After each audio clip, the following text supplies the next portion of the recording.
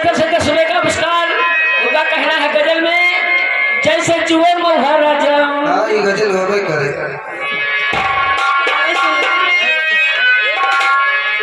कि चैन तुमसे है करार तुमसे है,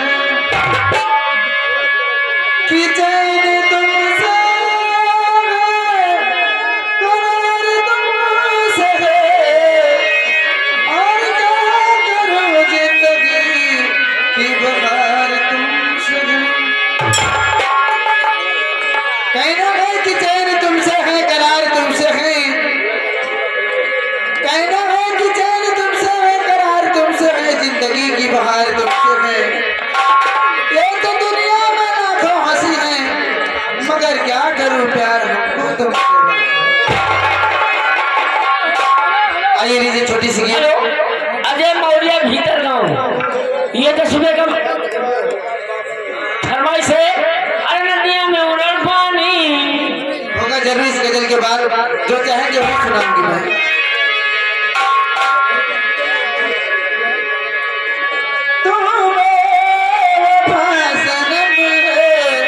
तेरा झूठ प्यारी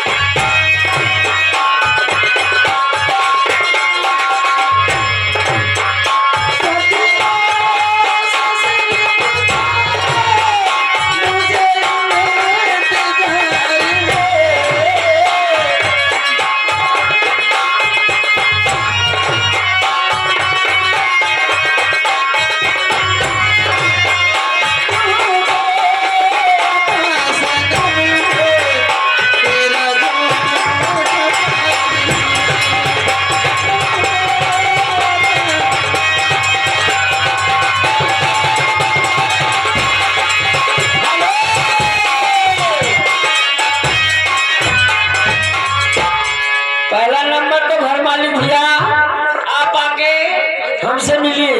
घर मालिक भैया इधर आइए।